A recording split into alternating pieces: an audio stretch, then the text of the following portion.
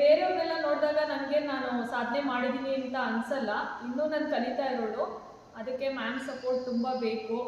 ರೇಖಾ ma'am ಸಿಕ್ಕಾಪಟ್ಟೆ ನನಗೆ support ಮಾಡಿದ್ದಾರೆ. ತುಂಬ ಅಂದರೆ ತುಂಬ ಸಪೋರ್ಟ್ ಮಾಡಿದ್ದಾರೆ. ಅವರೊಂಥರ ನನಗೆ ಗುರುಗಳಿಗಿಂತ ಹೆಚ್ಚಾಗಿ ನನ್ನ ಫ್ಯಾಮಿಲಿ ಅಮ್ಮನ ಥರನೇ ಆಗ್ಬಿಟ್ಟಿದ್ದಾರೆ. ಅಷ್ಟೊಂದು ನನಗಂತೂ ತುಂಬ ಇಷ್ಟ ಯೋಗಕ್ಕಿಂತ ಹೆಚ್ಚಾಗಿ. ಹೊನ್ನಳ್ಳಿ ಅಂತ ಒಂದು ಸಣ್ಣ ಗ್ರಾಮ.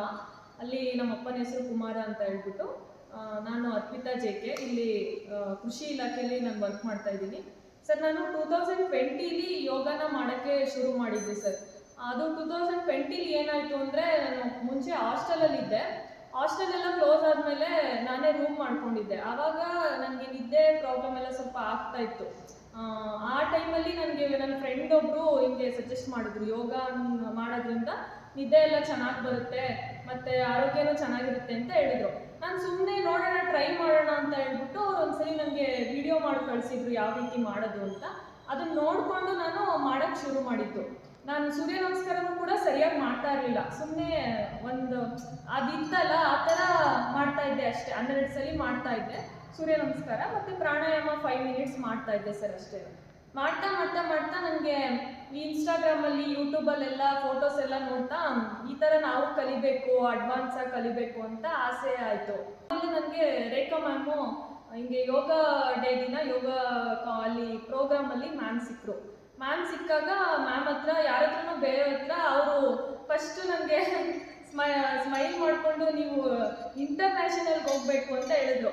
ಆವಾಗ ನಾನು ಅವ್ರ ನಂಬರ್ನ ಬೇರೆ ಕಡೆಯಿಂದ ಕಾಂಟ್ಯಾಕ್ಟ್ ಮಾಡಿ ಅವ್ರ ನಂಬರ್ ತಗೊಂಡು ಹಿಂಗೆ ಕಲಿಬೇಕು ಮ್ಯಾಮ್ ಅಂತ ಹೇಳಿದಾಗ ಅವ್ರು ನನಗೆ ಸಿಕ್ಕಾಬಟ್ಟೆ ಎಕ್ಸ್ಟ್ರಾ ಟೈಮ್ ಕೊಟ್ಟು ಅವ್ರ ಮನೆಗೂ ಕರೆಸಿ ಅಲ್ಲೆಲ್ಲ ಹೇಳ್ಕೊಟ್ಟು, ಮನೆಯೆಲ್ಲ ಹೇಳ್ಕೊಟ್ಟು, ಊಟ ಕೊಟ್ಟು ಎಲ್ಲ ಮಾಡಿ ಒಂಥರ ಹೆಂಗೆ ಅಂತಂದರೆ ಅವ್ರ ಮಗಳು ಅಥವಾ ಅವರೇ ಅನ್ನೋ ರೇಂಜಿಗೆ ನಂಗೆ ಹೇಳ್ಕೊಟ್ಟಿದ್ದಾರೆ.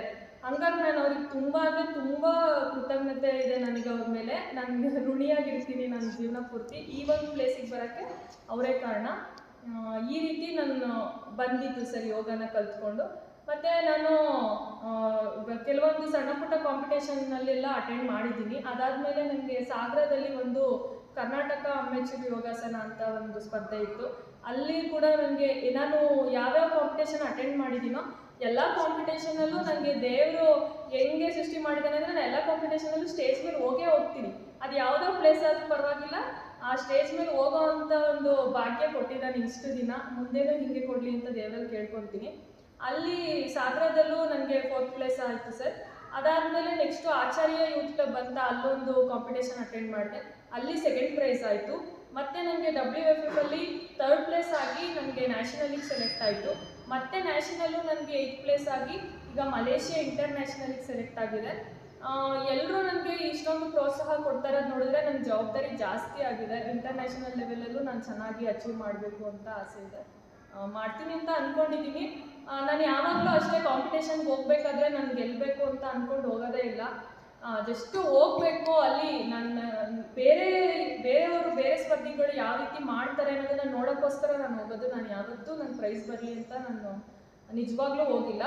ಹಾಗಾಗಿ ಅದೇ ನಾನು ಆವಾಗಲೇ ಹೇಳ್ದಂಗೆ ನಾನು ಅನ್ನ ಸಾಂಬಾರು ನಂಬ್ಕೊಂಡು ಹೋಗೋಳು, ಅನ್ನ ಸಾಂಬಾರು ಸಿಗುತ್ತೆ ಅಂತ. ಬಟ್ ಅಲ್ಲಿ ನನಗೆ ಏನೋ ಒಂದು ಸಣ್ಣ ಸ್ವೀಟು, ಪಾಯಸ, ಒಬ್ಬಟ್ಟು ಸಿಕ್ಕರೂ ಖುಷಿ ಆಗುತ್ತಲ್ಲ, ಆ ರೀತಿ ಖುಷಿ ಆಗ್ತದೆ. ಅದನ್ನ ನಾನು ಅಂದ್ಕೊಂಡು ಹೋಗೋದಕ್ಕೋ ಏನೋ ನನಗೆ ಒಳ್ಳೊಳ್ಳೆ ಪ್ಲೇಸೇ ಆಗಿ ಒಳ್ಳೆ ಜಾಗಗಳಿಗೂ ಹೋಗುವಂಥ ಅವಕಾಶಗಳು ಸಿಗ್ತಾ ಇದೆ ಸರ್. ಅದಕ್ಕೆ ದೇವರಿಗೂ ತುಂಬ ಕೃತಜ್ಞತೆ. ಮತ್ತು ನಮ್ಮ ಮ್ಯಾಮ್ಗೆ ಫಸ್ಟ್ ಆಫ್ ಆಲ್ ನಿಜವಾಗ್ಲೂ ಮ್ಯಾಮ್ಗೆ, ಆಮೇಲೆ ನಮ್ಮ ತಂದೆ ತಾಯಿಗಳಿಗೆ ಮತ್ತು ನಮ್ಮ ಅಣ್ಣ, ಅವನು ತುಂಬ ಸಪೋರ್ಟ್ ಮಾಡ್ತಾನೆ. ಅವನ ಸಪೋರ್ಟ್ ಇಲ್ಲ ಅಂದರೆ ಇಷ್ಟೆಲ್ಲ ಮಾಡೋಕ್ಕಾಗ್ತಾ ಇರಲಿಲ್ಲ. ಅದೇ ನನಗೂ ಆಶ್ಚರ್ಯ ಆಗುತ್ತೆ ಸರ್. ಬೇರೆಯವರೆಲ್ಲ ಕೇಳ್ತಾರೆ, ಹೆಂಗೆ ಮಾಡ್ತೀಯ, ಇಷ್ಟೊಂದು ಕೆಲಸ ಇರುತ್ತೆ, ನಿಂಗೆ ಅಷ್ಟೊಂದು ಟೈಮ್ ಇರುತ್ತಾ, ಹಂಗೆ ಹಂಗೆ ಅಂತ. ಬಟ್ ಆ ಥರ ಎಲ್ಲ ಅಂದ್ಕೊಳ್ಳೋಂಗಿಲ್ಲ ಸರ್. ಕೆಲಸನೇ ಬೇರೆ, ನಮ್ಮ ಪರ್ಸ್ನಲ್ ಲೈಫೇ ಬೇರೆ. ಆ್ಯಕ್ಚುಲಿ ನಾನು ಕೆಲಸದ ಟೈಮಲ್ಲಿ ಇದೇನು ಮಾಡ್ತಾ ಇಲ್ಲ. ನಾನು ಬೆಳಗ್ಗೆ 1 ಗಂಟೆ ಬೇಗ ಎದ್ದು ಬಂದು ಮಾಡ್ತಾಯಿದ್ದೀನಿ.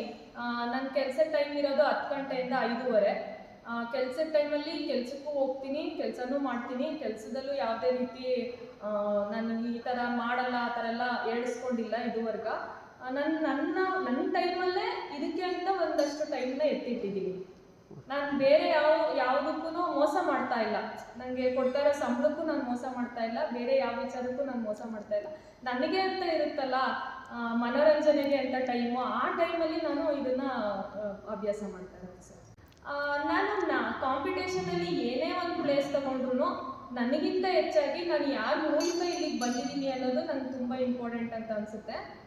ನಾನು ಏನೇ ಪ್ರೈಸ್ ತೊಗೊಂಡ್ರು ಏನೇ ಮಾಡಿದ್ರು ನಾನು ಯಾವ ಸಂಸ್ಥೆಯಿಂದ ಇಲ್ಲಿ ಬಂದು ನಿಂತಿದ್ದೀನಿ ಅವ್ರಿಗೆ ಖುಷಿ ಆಗಬೇಕಪ್ಪ ಅಂತಲೇ ನಾನು ಬೇಡ್ಕೊಳ್ಳೋದು. ಇದರಿಂದ ನನಗಿಂತ ಹೆಚ್ಚಾಗಿ ನಾನು ಕಲಿಸಿರೋರಿಗೆ ಮತ್ತು ನಾನು ಯಾವ ಸಂಸ್ಥೆಯಿಂದ ಅಲ್ಲಿಗೆ ಹೋಗಿರ್ತೀನಿ, ಯಾವ ಕೇಂದ್ರದಿಂದ ಹೋಗಿರ್ತೀನೋ ಅದು ನನಗೆ ತುಂಬ ಮುಖ್ಯ ಆಗುತ್ತೆ ಸರ್. ಅವರಿಗೆ ನನಗೆ ಹೆಸರು ಸಿಗಬೇಕಂತ ನನಗೆ ಸಿಕ್ಕಾಪಟ್ಟೆ ಆಸೆ ಇದೆ. ಹೇಳ್ತಾ ಇರೋದು ಈ ಒಂದು ಹಾಲಿಸ್ಟಿಕ್ ಯೋಗ ಮುದ್ರಾ ಕೇಂದ್ರ ಇಲ್ಲ ಅಂದಿದ್ರೆ ನಾನು ಇವತ್ತು ಹಿಂಗಿಲ್ಲ, ನಿಜವಾಗ್ಲೂ ಇಲ್ಲ. ಆ ವಿಚಾರವಾಗಿ ನನಗೆ ದೇವರಿಗೆ ಎಷ್ಟು ಥ್ಯಾಂಕ್ಸ್ ಹೇಳ್ತೀನೋ ಈಕ್ವಲ್ ಆಗಿ ಮ್ಯಾಮ್ಗೂ ಅಷ್ಟೇ ಥ್ಯಾಂಕ್ಸ್ ಹೇಳ್ತೀನಿ. ಕೇರಳದ ಕೊಚ್ಚಿಯಲ್ಲಿ ನಡೆದಂತಹ ರಾಷ್ಟ್ರ ಮಟ್ಟದ ಒಂದು ಸ್ಪರ್ಧೆಯಲ್ಲಿ ಭಾಗವಹಿಸಿ ಅಂತಾರಾಷ್ಟ್ರೀಯ ಮಟ್ಟಕ್ಕೆ ಆಯ್ಕೆ ಆಗಿದ್ದಾರೆ. ಇದಕ್ಕೆ ನಿಜವಾಗ್ಲೂ ಕಾರಣೀಭೂತರಾಗಿರ್ತಕ್ಕಂಥವ್ರು ಹೋಲಿಸ್ಟಿಕ್ ಯೋಗ ಮುದ್ರಾ ಕೇಂದ್ರದ ಸಂಸ್ಥಾಪಕರಾಗಿರ್ತಕ್ಕಂತಹ ರೇಖಾರಾಣಿ ಮೇಡಮ್ ರವರು. ನಿಜವಾಗ್ಲೂ ಅವರ ಮಾರ್ಗದರ್ಶನ, ಅವರ ಸರಳ ಸಜ್ಜನಿಕೆ ನಿಜವಾಗ್ಲೂ ಅವ್ರಿಗೆ ಸ್ಫೂರ್ತಿಯಾಗಿದೆ ಅಂತ ನಾನು ಭಾವಿಸ್ತೀನಿ.